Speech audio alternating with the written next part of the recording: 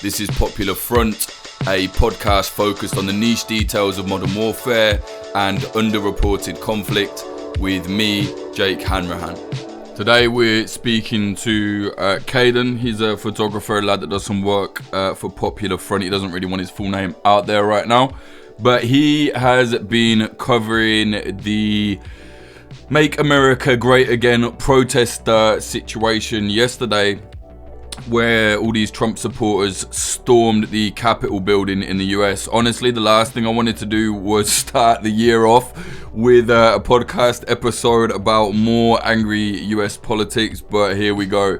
It's a big deal, obviously, and Caden was there. He's going to be telling us all about what happened, what he saw, and why it happened. If you like what we're doing, please consider supporting us at patreon.com/popularfront. So yesterday you were obviously on the ground covering the, this thing where the MAGA people stormed the Capitol building.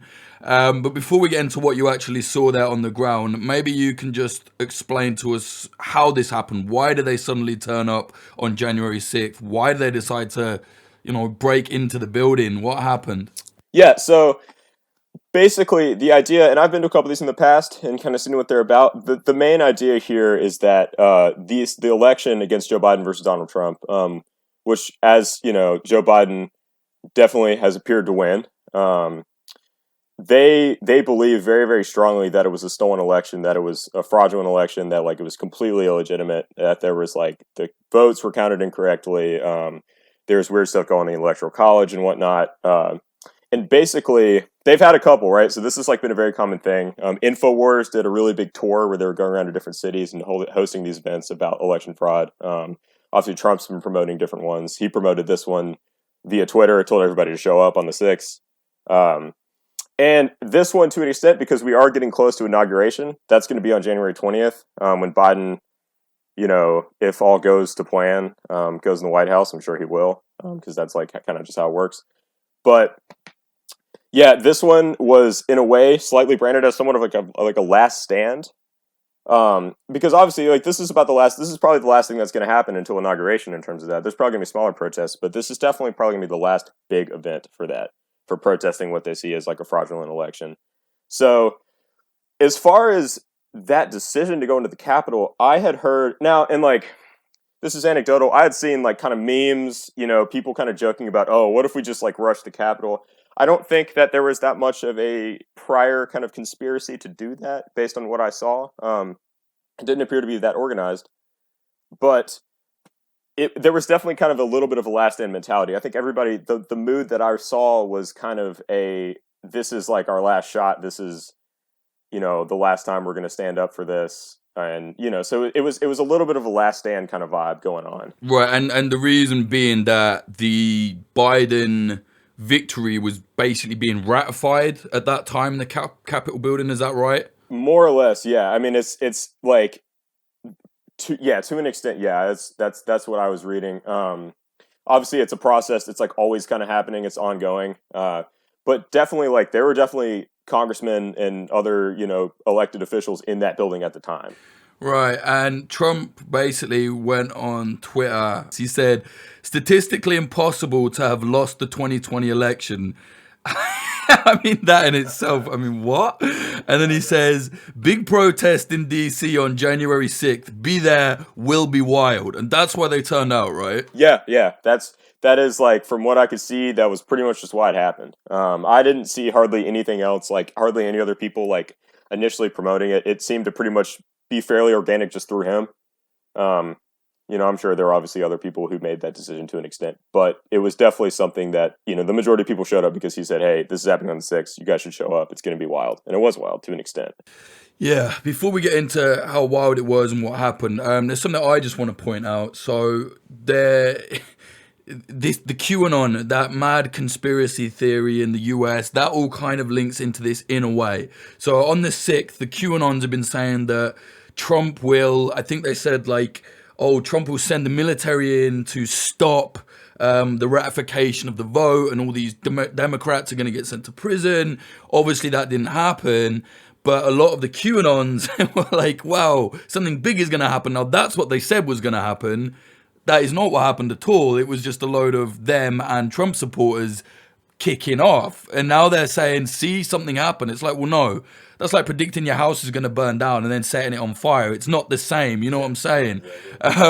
But the reason I mention it is because like part of this was QAnon, part of it's, you know, hardcore MAGA Trump, but then a part of the hardcore MAGA Trump is also QAnon. Obviously, it's all tied together. Maybe just give us an idea of what kind of people were actually there. Right. So, in terms of just kind of demographics, it was mostly older people. Obviously, it was mostly white people. There were a lot of Asians there. I noticed a lot of Asian folks out there.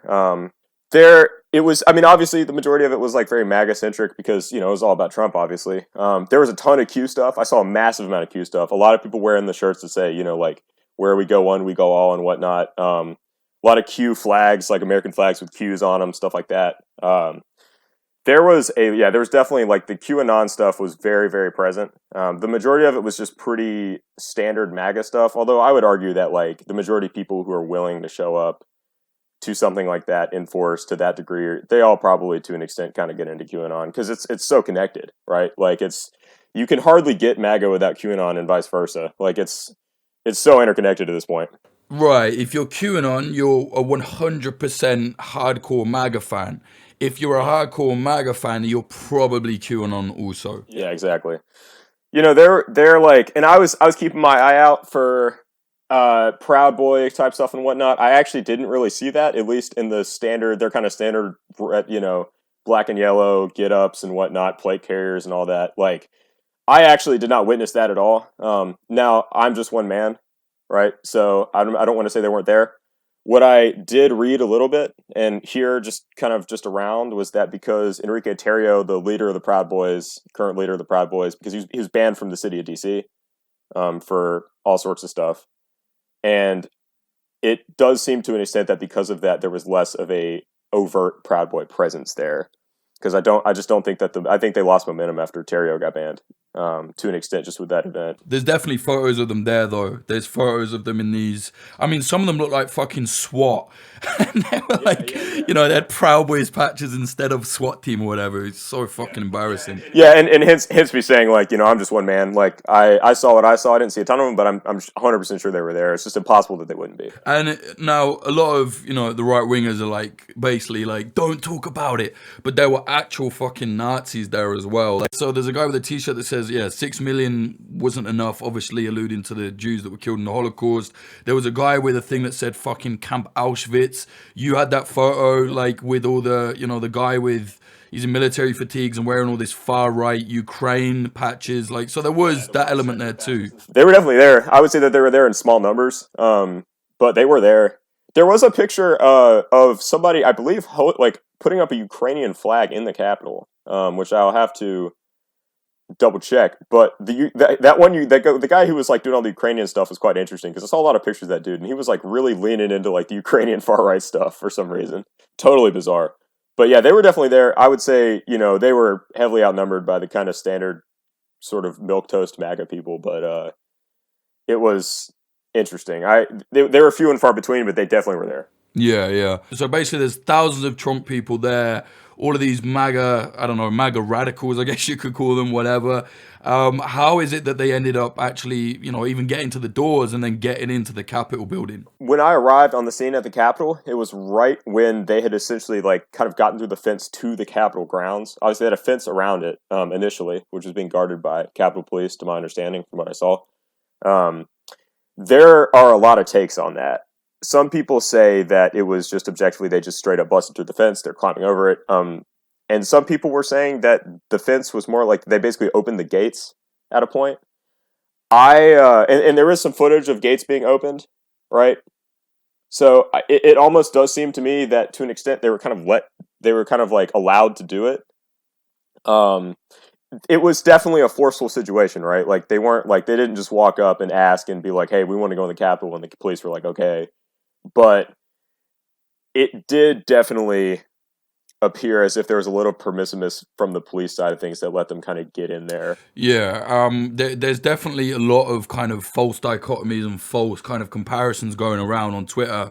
But one thing, in my opinion, that cannot be denied is if you compare the footage of the way the police reacted very timidly to the thousands of MAGA protesters pushing in on the Capitol building where fucking politicians were actually there, compare that to the way they dealt with the Black Lives Matter protests.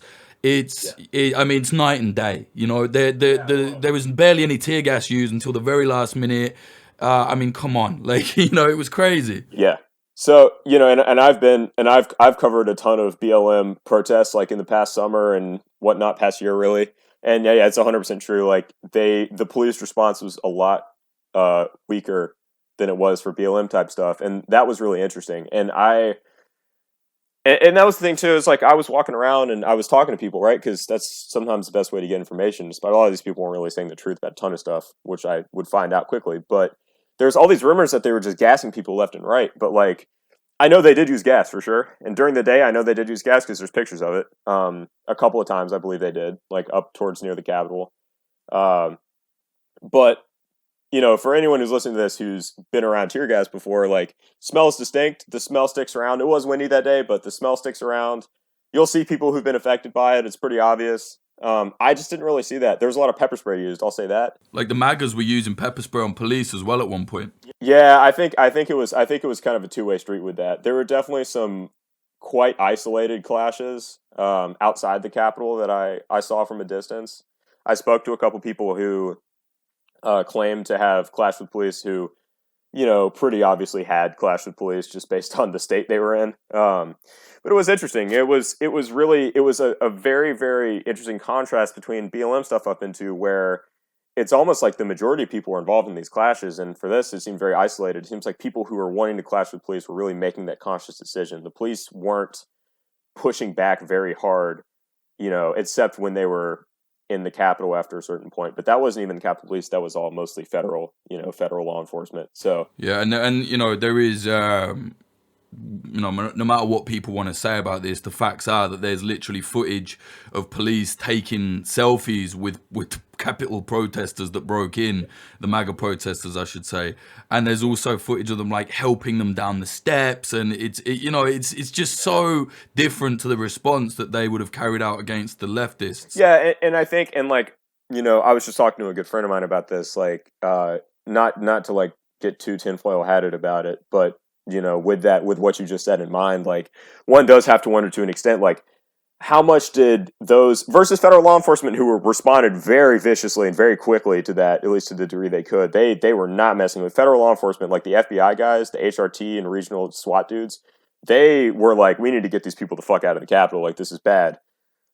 The local police, from what I saw and from what I'm hearing and seeing, like, it seems like a lot of them were maybe not, I'm not going to say incredibly permissive of it, but it definitely seemed like they didn't really care all that much. I don't know whether that's because they, to an extent, agreed with the general theme of the protest. Obviously, there's a lot of crossover between like Thin Blue Line stuff, whatnot, like Back to Blue stuff, and the MAGA stuff. There's obviously massive connections there, so it wouldn't surprise me.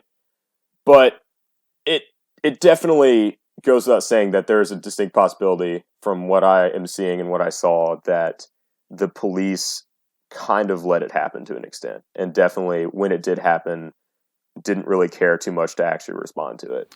Yeah, I agree. Just from afar, from like reviewing the footage and over yesterday and today, it's not. I mean, obviously, people will always cry their eyes about stuff like this, but it's not partisan to say it's literally what happened. When you see it, it's just what happened. Like, if I want to put my tinfoil hat on for a minute, like you did, I think that, you know, there's a lot of Trump support amongst the police, which that's their right. That's up to them.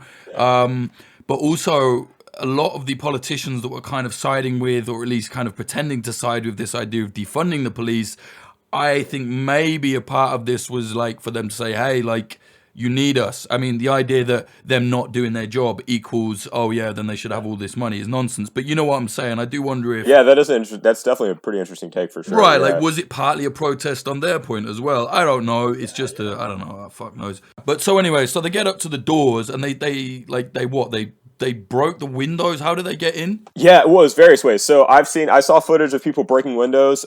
And just like side note, I saw a video of somebody breaking open a window on the United States Capitol building with a plastic riot shield. I'm really surprised that you're able to do that. Like that's funny to me. they're using glass that weak on the Capitol building. Like I was like, come on, man. But they were going in through the door for sure. It seems like the door wasn't a massive obstacle. I think they got through that pretty quickly. Now, which is also insane to me because you think like that's the Capitol building. It's where basically the highest levels of legislature in the United States of America occur, right? And it's like how I don't know how they got in those doors so easily. Like it's crazy that the security countermeasures that they had on that facility were that awful. That it was set like, and of course eventually they locked it down, but as soon as they got through the door, people were going in through windows. It was crazy. People were climbing up people were climbing up the walls and stuff. Obviously, if anybody listening to this, if you haven't seen the Capitol building ever, it's surprisingly climbable. There's all this scaffolding set up that people were climbing up. I guess they were doing some renovations or construction. So there's a lot of people climbing up walls. It's a huge building, though, right? It's a huge, huge building, and it's very, it's huge. It's very huge, and there's a lot of room to stand on top. There are various levels of staircases and platforms around it, kind of like balconies almost. So they packed a massive amount of people onto that thing, and in a way through that, like I was up right next to the Capitol for a while. I ended up leaving because I was like, this is simply just too many people. I didn't want to get sick.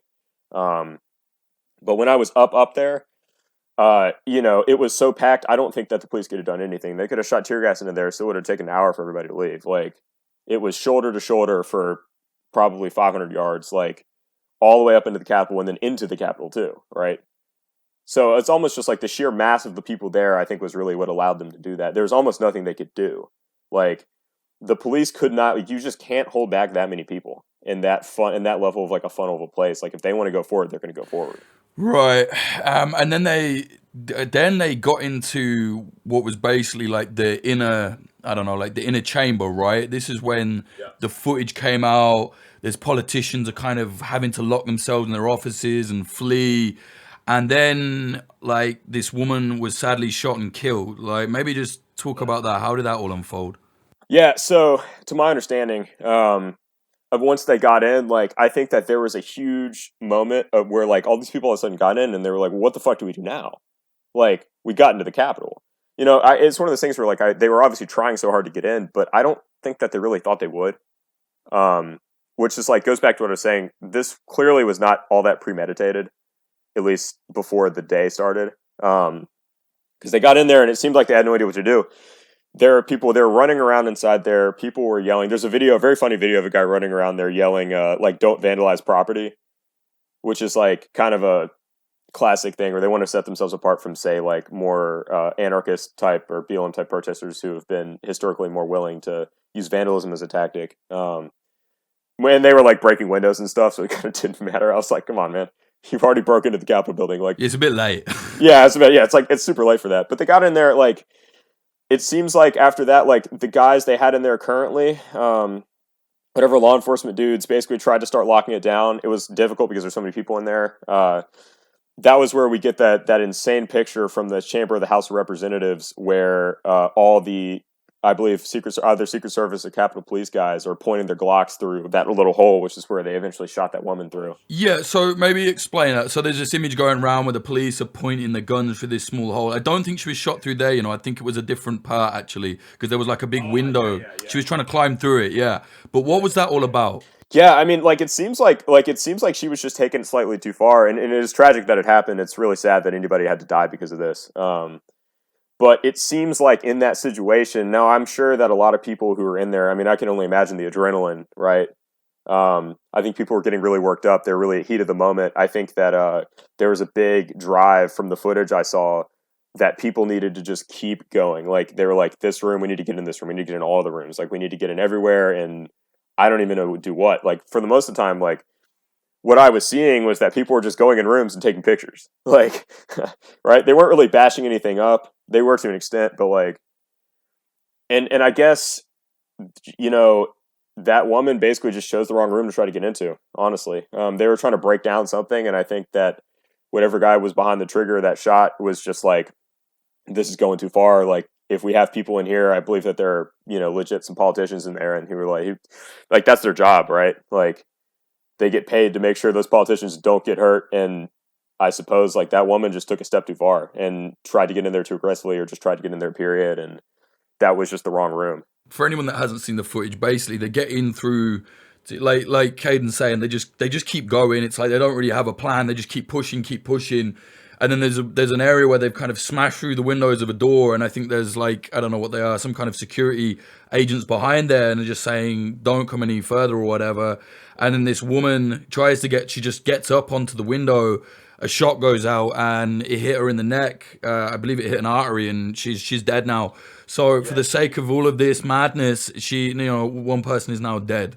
Yeah, and it seems like from the footage, like it seems like she pretty much died on the scene. Not to get too gruesome about it, but like it seems like watching the footage, like she goes pretty limp pretty fast, and it's like, yeah, it seems like she died in there. And it was crazy. Like, and I was not in the Capitol. I definitely did not want to go in there for obvious reasons, but I was outside at that point, outside the Capitol. When I heard that happened, it was just this huge kind of shockwave of rumors throughout the crowd, and people were like speculating, like, are they shooting like everyone now? Like, are they just clearing rooms and just killing everybody? And there are people who really thought that. They thought that this one woman got shot. This probably means that they're just going to kill like everyone who's in there, and they didn't, obviously.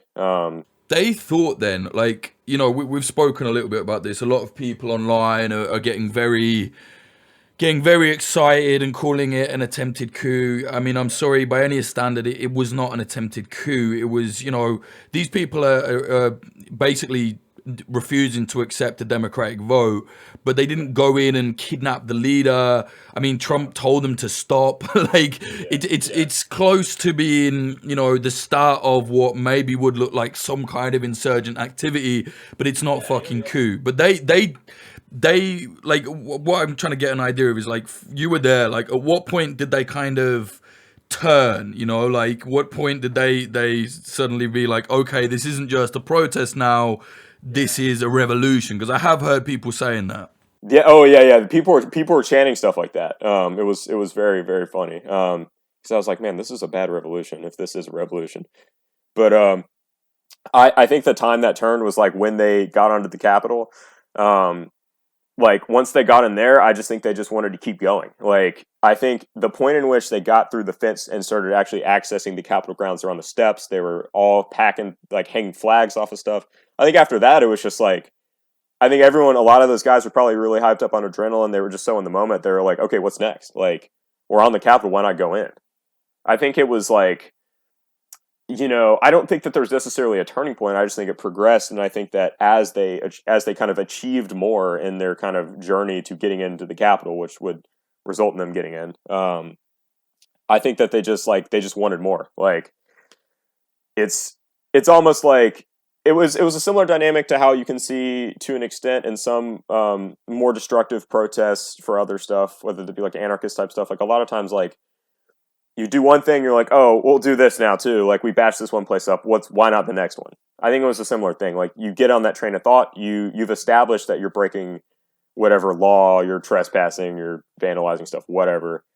And I think you just kind of get on that train of thought, and it's kind of hard to get off that until you kind of come down off that adrenaline and just that herd mentality. Like, I think it was honestly just like a heat of the moment. They were just so psyched that they got onto the Capitol that they were like, why not go in? Yeah, well, it's when the tone has been set for the crowd, everyone kind of follows. However, I should point out, I think Robert Evans was tweeting this. I saw some photos of, there were like some of the MAGA guys were carrying, I think one guy had a sidearm and he was carrying zip ties, which, obviously you would cuff someone's hands with if you didn't have handcuffs or whatever. So I think some of them had. I saw. You saw them. Yeah, I saw. Well, I actually did not see any sidearms, but I have seen that. I have seen that picture. But I didn't see any sidearms personally, but I did see a lot of zip cuffs, which I thought was interesting. I don't know. I think it would be easy to be like, they were going to go kidnap politicians. I think it's easy to say that. And I do think that maybe somebody had that like LARP in their head, and they're like, oh, I'm going to go drain the swamp all by myself. But honestly, with all that stuff, I just see it more as like just a huge LARP. I think if anything, like I doubt that people were showing up like with flex cuffs because they're going to go like flex cuff Nancy Pelosi. Like, I don't know. It just seems. But they did get into our office though. Yeah. Oh yeah, they did. Yeah. But it just seems unlikely to me that people, and I may be wrong. I'm sure now it would be insane for me to say that there weren't people who probably wanted to do stuff like that. There's no way there wasn't. But I have a little bit of trouble believing that there was like a large scale current of thought that was what was going to happen, because it just seems so, like, at the time it just seems so unplanned. Nobody really expected that to happen. Now there are people who showed up in full protest gear, helmets. Some people were wearing like ballistic armor. Some people were knee pads, tactical gear, whatnot. I mean, it's all just kind of a LARP, right? But I think that they're more worried about like Antifa people showing up than like squaring off with cops. I think some people were definitely very prepared to square off with cops. People had gas masks and whatnot. But I don't know. I don't, that's a really audacious plan to try to like kidnap or kill politicians, and knowing the operational security or OPSEC that these guys have, it just seems unlikely that they would have been able to talk about that to an extent without getting scooped up by the FBI beforehand, to be honest. I mean, obviously the FBI screws up a lot, right? But it's just, I don't know, something about it just doesn't like ring true to me that at least a significant amount of people had that goal in mind. I just don't think that they had a very specific goal. I just think that they got hyped up and were like, let's do it. It's odd. It's a weird nuance. No, I agree, and this is why it's important that what happened on the ground versus what people are now turning it into on social media. And I do hate to talk about social media, but this did happen in the US, so it is a big social media event. Yeah, it's where most people get their news. Right, and unfortunately, there's going to be hundreds of like so-called internet radicals that are extremely angry at us for the way we're talking about it, and that's fine. It doesn't matter. But like that discourse is now exploding on the Twitter and that, and it's not to excuse these fucking idiots. It's just that like the reality was, they went there misguidedly because Trump was like, go and do it, and then they were like, fuck it, let's go, and they just kept going. Right, like it wasn't like a planned militant coup or anything like that, from your point of view, anyway. And if it was a planned militant coup, it was a very poorly planned and executed one. Yeah. Because I hate to, like, at the end of the day, like inauguration is still going to happen in like 13 days. Like, the government's still working. Like, obviously, like I do think it sets a bad precedent in a lot of ways, right? I definitely think it's significant, and I don't want to downplay the significance of it. I think it's crazy. Obviously, it's the first time that's happened since the British did it in the War of 1812. Good old Brits. Yeah, the Brits did it before we did, somehow. I don't know. It wasn't a coup. Now, it was definitely significant, but it's just like, I understand why people think it was. Totally. It makes sense, like, especially viewing it from social media. I know there are people on the ground who were saying that too, and I respect their opinion on it, but what I witnessed just, like I said, if it was a coup, it was a terrible one. Like, they didn't succeed. I don't know what goals they succeeded in, right? I mean, the Capitol isn't burned down. I mean, it's still there. Like, they're going to have to repair it, I guess, and probably step up security measures, but the Capitol's still there.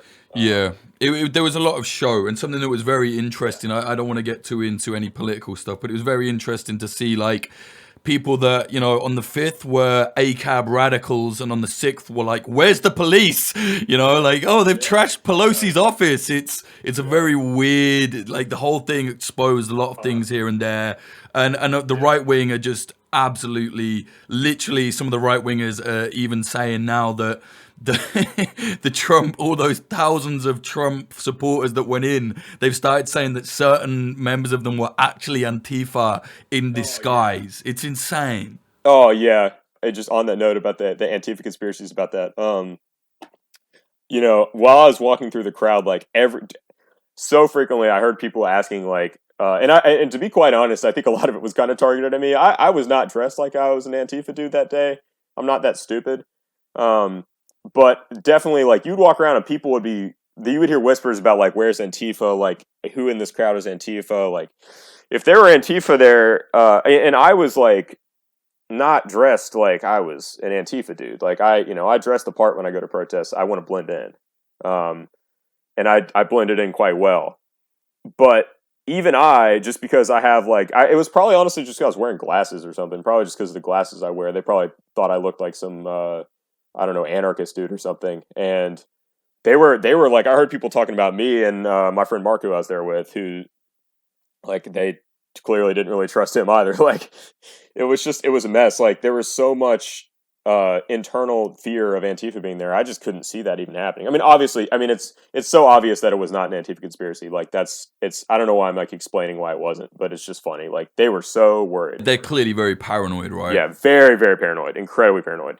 There's something I read recently. Again, I go into social media, not something we normally do here, but I just think it's relevant considering the way this is snowballing and the way it did. There's a really interesting thread. It's quite long, but I'll just read it out to you and then, see what you think about it considering you're on the ground. So it's from freelance journalist Elise Thomas. I thought it was a really interesting thread. So she says, for me, the striking thing about so many of these images of rioters in the Capitol is that what they're doing, all of them, is creating content for social media. At least in their minds, the true seat of power is not actually in that building, it's online. Politics is always performative, but the nature of the performance has changed dramatically in just a few years. What we saw today was the sudden violent disruption of one performance, the certification of electoral college votes, for another wilder show. They could have done anything in that building today, meaning the Capitol building. What they did, by and large, was take selfies and create social media content. That was what really mattered to them. Whatever higher motives they might claim, their actions suggest that was the real motive for many of them. It's no coincidence that the star and driving animus of this show is a man who has built his whole life and business around delivering compelling performances on broadcast and digital media. Now, I'm not saying I agree with 100%, but I think that's a very interesting thread. What do you think? I mean, honestly, I by and large kind of agree with that. That's the thing. Like, so when I was outside after a lot of people had evacuated the Capitol, like I briefly spoke to a couple people who had been in, or just overheard conversations with people who had been in there, and like the way they were talking about it was definitely kind of conducive to that for sure. Like, I think most people were just psyched about the spectacle more so than like so the thing is that like the question that I haven't seen a lot of people answer is, what would they have really done in there, right? Like, at the end of the day, I mean, obviously they could have roughed up some politicians. They could have, busted up the building for sure. But it was like, once you're in the Capitol, like, what do you do? And they didn't really do much, but kind of run around in there. And it did really seem like that. Like, it seemed like they didn't have an explicit goal of being in there. Besides like generating media, honestly, like it really does. I honestly agree with that thread fairly wholeheartedly. Like, because at the end of the day, they're playing by a different set of rules than the legislature does, right? Obviously, like, they can bust in there, but that's not going to stop legislature. I mean, it did for that day, and it definitely is going to have major impacts in a lot of stuff. I mean, I'm not, like, as an American, I'm not going to stop hearing about this for probably another year, if not more. This is definitely a very significant moment to start the new year with, and it's going to stick around for a while. But I guess my point is, like, that wasn't actually going to feasibly change the legislature. That was not going to block the election, because there's no way it could, honestly, in my opinion at least. Because the election does not play by that rule set. They play by the rule set of how elections go, and like electoral politics and electoral college and legislature and Congress and whatnot. It's like, they disrupted it for a day, but disruption doesn't actually cancel the machine that creates the votes and creates, the fact that Biden's the president. So, yeah, I honestly agree with that. That's a great point. And the only thing that does disrupt it disrupt it permanently is an actual coup, like one that actually, that's the only way to actually forcibly do it. And, obviously that's not a democratic thing, but it's something completely different. I think what you said there is interesting though, like, this isn't going to just go out of your mind, as an American and whatever. Like, do you think this is perhaps the start of something worse, something bigger? It's really hard to say. I think the dust is still settling, like, really hard. I think, like, I think people are just trying to figure out, like, how to deal with this. Because it was incredibly unprecedented, right? I mean, like I said, this hasn't happened for over 200 years. And it's not only has not happened, but it hasn't happened with that side of the aisle for that long, right? Like, it's been a very long time since the right wing. I mean, I can't really honestly name another time in which the right wing has really done something like this. Obviously, the right wing has done a bunch of other, violent or disruptive protest actions or, political stuff, whatever. Or terror attacks. Yeah. Oh, totally. But this is different. Like, this is a totally different thing. And, it's what it kind of bothers me a little bit when I'm seeing people classify it as stuff that the American right has done before, because it's just so different. And like, I don't think anybody really knows how to deal with this right now. And I don't know. What I will say is that I doubt it'll happen again, at least for a long time, because like, man, like somebody's getting fired over this. It's weird because in a way it is very significant, and I think it does matter a lot, right? I mean, I think this definitely matters, and I don't want to come off as dismissive at all, because I understand. I'm sure a lot of people will hear my takes on this and think I'm being very dismissive of it. I'm not, but I think in terms of like this isn't actually. I don't think this is going to change the election. I don't see how it could. I mean, like the elections are decided in that building, but they're not decided in that building by protesters. They're decided in that building by politicians. Yeah, it's funny because like a lot of those kind of MAGA types, like they kind of half have faith in the system and half don't. They obviously kind of like the U.S. government in a lot of ways, but also don't trust it. Obviously, we can see with like the QAnon stuff. But for people who are really big on kind of law and order, it definitely was not executed well because they're not very good at committing crimes. And while they did successfully pull off what they pulled off, I just don't think this is effective. Like, this isn't going to get them any closer to their goals, in my opinion. I don't know if they really know what their goals are now because, Trump is gone now. He's out. Exactly. Yeah. And part of me wonders, like, is this like a signal of a little bit of a new future? I'm not saying that like just, federal buildings being occupied temporarily all the time. Although I'm sure this will happen again in like a state some like state or something, like state level something. I'm sure it'll happen again. It has happened before in state level stuff, but I think there is a cult of personality for sure. But in terms of keeping him in power, in terms of him being the president, I don't see how this could help that. Like, I think if anything, that shot him in the foot. Yeah, this is just not how that happens, and I think if anything, he just shot himself in the foot super hard because. I mean, this is fuel for the Democratic Party for a million years. Like, it was in a lot of ways. I'm sure there are a lot of people on the Republican side of things, on the Donald Trump side of things, that are pretty embarrassed by this, if anything, right? Well, yeah, it's definitely kind of reaffirmed, or at least brought back together, a kind of centrist bipartisanship. Like the Never Trumpers on the Republican side, the liberals are all kind of. Very clutching their pearls about the fact that offices were ransacked. And I don't mean to say that, like, this isn't important, but it's it's funny, like, let people starve and die and go to war and kill and, don't give the money to the poor and don't do anything about the police, improportionately shooting black people. But, oh, my God, Nancy Pelosi's office is wrecked. That's kind of something that both the Republicans and the liberals can, come together and very much, like I said, clutch their pearls about. And I think you're right. If anything, these MAGAs have shot themselves in the foot and they've kind of given an olive branch to both sides in that way. They've really singled themselves out as fucking nutters. Oh yeah, totally. And just yeah, it's just crazy. And I don't like I'm not like, and I don't mean to say I do not think this is anywhere near the death of that movement. I think that if anything, it's just a new phase. But I am very curious to see how that will continue because obviously a lot of these people, like especially the people who are showing up to stuff like this, a lot of the people who are willing to like go up on the Capitol and even go inside, like Donald Trump being president has been a big part of their lives for a long time now, close to 8 years. And I'm curious where they're all going to go. Like where does somebody who rushes the Capitol go after Donald Trump leaves office? What does he do then? MAGA TV, mate. That's what's going to happen. Well, yeah, the grift is going to continue. My worry is, though, that after something like this, it only takes one or two of these people to be emboldened. Now, half of these MAGA guys and girls that were at this thing are probably going to be like, yeah, that was amazing, but then not do it again. There's going to be one or two that are going to get a flavor for it and are going to go, And I worry, like, I do think it's potential that, there might be a big kind of MAGA bomber or something. You don't know, like. To be quite honest, man, I'm actually quite surprised that hasn't happened yet. And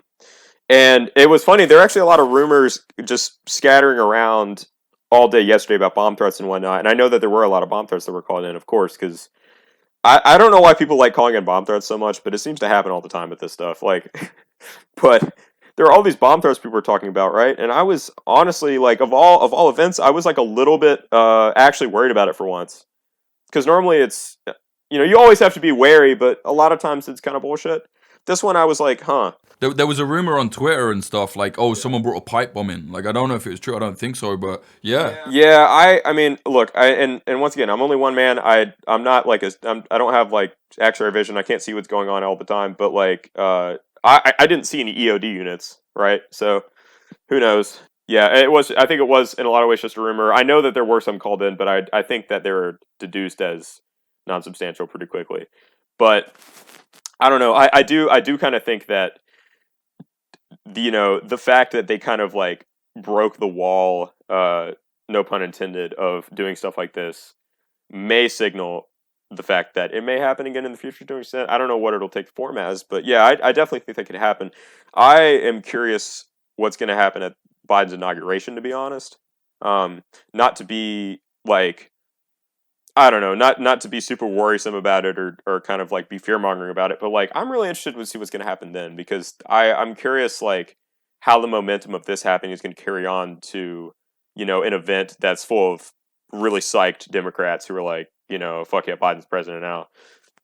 I'm curious how that's going to carry over, because it's in quick succession too. Like, I definitely think we have an interesting next couple weeks to look forward to. I don't think anything too crazy is going to happen, but I do think there is potential now, and I think that since that wall's been broken down, the mask has been taken off to an extent, and I wonder what tactics people will be willing to use next. I'm not saying that in a way where I'm like, oh, I think people are going to start, camping out in the woods and being insurgents or something like that, or just bombing everything. But you never know, man. I mean, it's all speculation at this point, but it definitely does signal an interesting shift. Yeah. I think as well. I think you're right. The QAnons have already now shifted to the 20th of January. That's when something big is going to happen. And, when it doesn't, obviously something big could happen with them kicking off. But obviously, nothing QAnon prediction is going to happen because it's bullshit. But yeah. I think you're right. I think, like, if there's any time when, there will be a real serious turning point for them, it will be there. It will either be the flames are dampened so much that it starts tailing off, or there's something really bad. And if something really bad happens, I think that will then be the end of it. It will be like almost like all of this has to bubble up to an explosion to kind of nip it in the bud. And I don't mean that I want that to happen or that it should. I just think that's how it's going, unfortunately. Is there anything else you want to kind of mention about this before you wrap it up, mate? I mean, I'll just say, just to wrap it up, like, it was really crazy. But just side note, like, besides the stuff that happened in the Capitol, it was definitely insane hearing flashbangs go off from inside the United States Capitol building. But other than the Capitol stuff, it was actually incredibly boring. There was very little going on most of the day besides Capitol stuff, which is just an interesting anecdote. Yeah, well, I mean, they sealed off the Capitol and like nobody could go in or out, and then everybody just kind of hung out. Like, it was very odd. Like, on the inside of the Capitol, there's all this chaos, of course, but then on the outside, it was kind of just like a block party. Like, it was kind of just people hanging out and drinking beer and just kind of talking about how they hate Joe Biden. And it was quite odd because, like, I was hanging out there with my friends who I was with, taking pictures and whatnot, and then, like, I would hear flashbangs and tear gas going on inside the Capitol, and then I would just be out there and people would just be hanging out there smoking a cigarette, like, just like nothing was happening. And it was very, very odd. Split into two, like, there's one people inside giving it big, and then there's the others are just, like, hanging around. Yeah, just kind of hanging out. Yeah, exactly. Like, it was just, I just want to say that to kind of, add my own experience to, like, the discourse over, like, how the general vibe of the event was as a whole. Like, outside of the Capitol stuff, and the clashes that happened, like, in that initial thing, and of course there were some clashes later at night when people were refusing to accept the 6 p.m. curfew.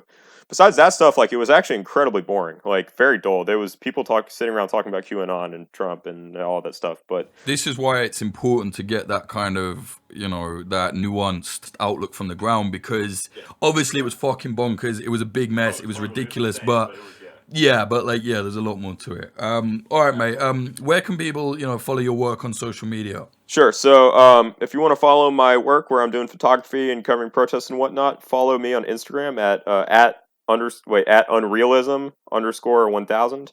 And I would also suggest following my friend Mark Mara, which is @markmara with 2 R's _, who has already published some pictures from the event. And that's where you can find my work on this kind of stuff. So check that out. All right, man. Thank you very much, man. Appreciate that. Of course. Thanks for having me on.